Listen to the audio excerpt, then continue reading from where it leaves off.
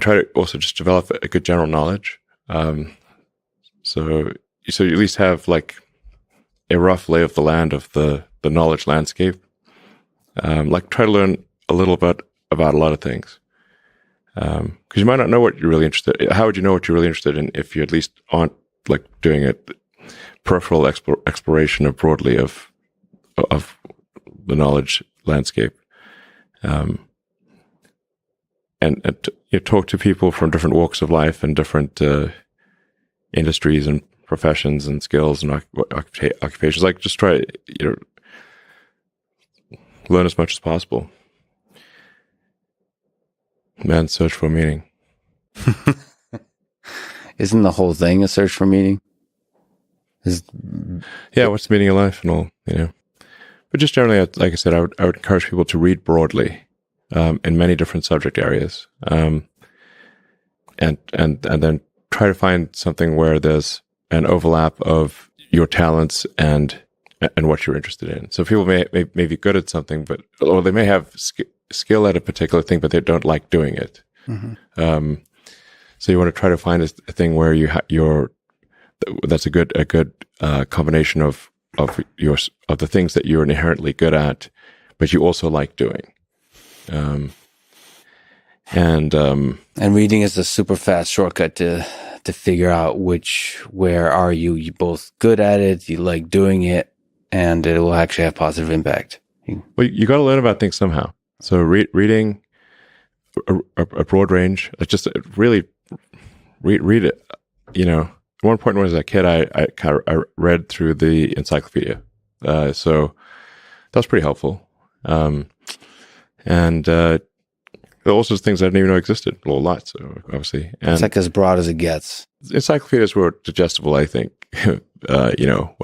40 years ago. Maybe read through the condensed version of the Encyclopedia Britannica. I'd recommend that. You can always skip subjects where you read a few paragraphs and you know you're not interested. Just jump to the next one. So read the encyclopedia or skim through it. But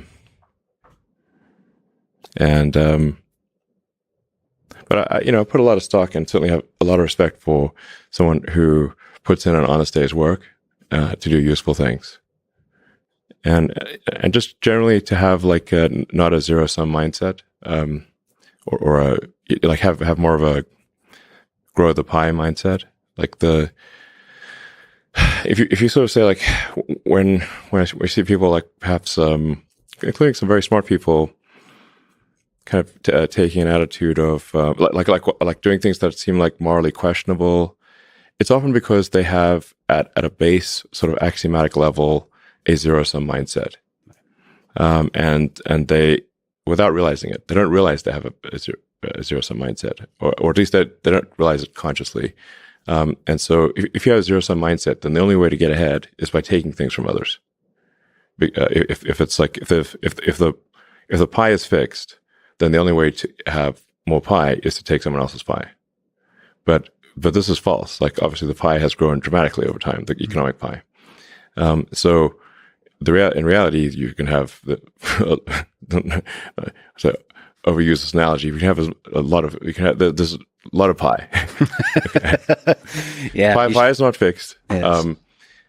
So you really want to make sure you're not operating without realizing it from a zero-sum mindset, where the only way to get ahead is to take things from others. Then that's going to result in you trying to take things from others, which is not good. It's much better to work on